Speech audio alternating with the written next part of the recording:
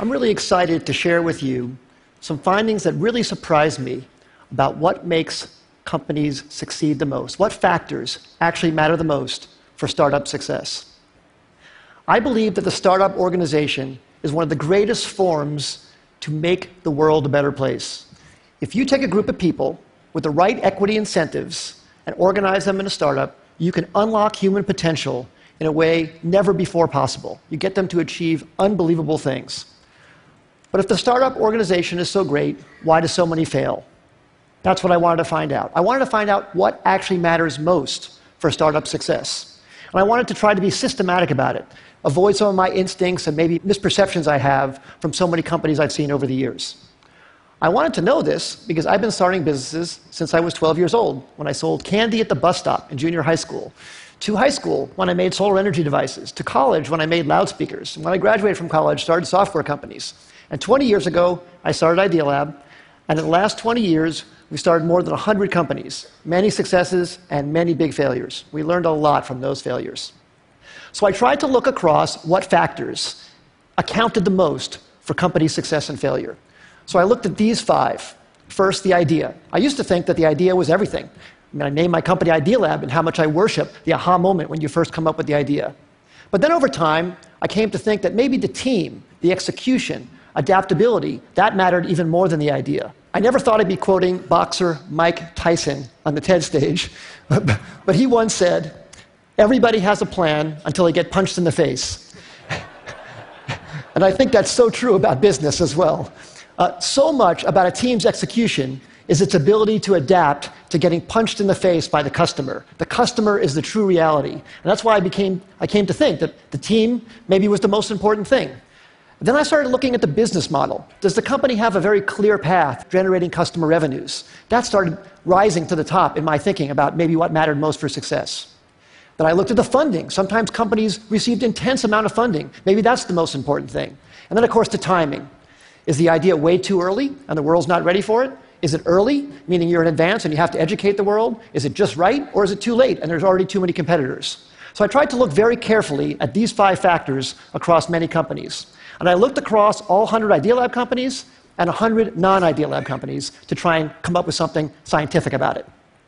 So first, on these Idea Lab companies, the top 5 companies, CitySearch, Cars Direct, GoTo, NetZero, Tickets.com, those all became billion-dollar successes. And the 5 companies on the bottom, Z.com, Insider Pages, My Life, Desktop Factory, People Inc., we all had high hopes for, but didn't succeed. So I tried to rank across all of those attributes how I felt those companies scored on each of those dimensions. And then for non-Idea Lab companies, I looked at wild successes like Airbnb and Instagram and Uber and YouTube and LinkedIn, and some failures, Webvan, Cosmo, Pets.com, Flues, and Friendster. The bottom companies had intense funding. They even had business models in some cases, but they didn't succeed. I tried to look at what factors actually accounted the most for success and failure across all these companies, and the results really surprised me. The number one thing was timing. Timing accounted for 42% of the difference between success and failure. Team and execution came in second, and the idea, the differentiability of the idea, the uniqueness idea, that actually came in third. Now, this isn't absolutely definitive. It's not to say that the idea isn't important. But it very much surprised me that the idea wasn't the most important thing. Sometimes it mattered more when it was actually timed. The last 2, business model and funding, made sense to me, actually. I think business model makes sense to be that low because you can start out without a business model and then add one later if your customers are demanding what you're creating. And funding, I think as well. If you're underfunded at first, but you're gaining traction, especially in today's age, it's very, very easy to get intense funding. So now let me give you some specific examples about each of these.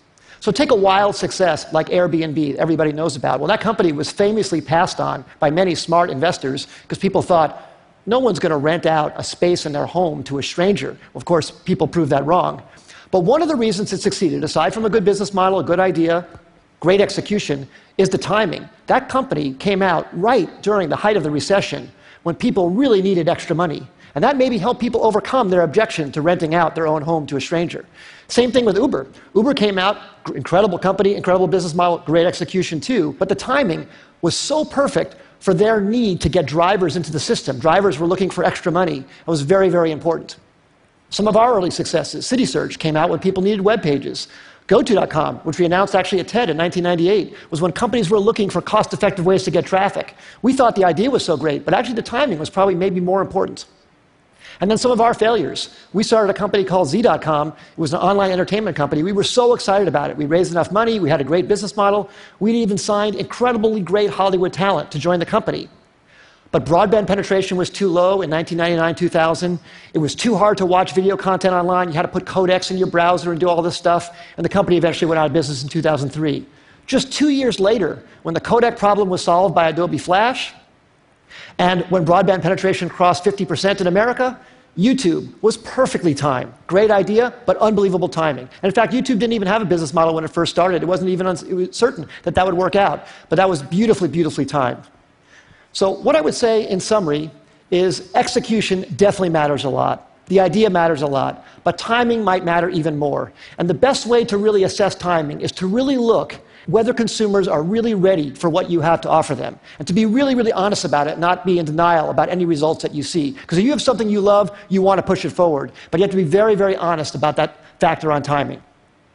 As I said earlier, I think startups can change the world and make the world a better place. I hope some of these insights can maybe help you have a slightly higher success ratio and thus make something great come to the world that wouldn't have happened otherwise.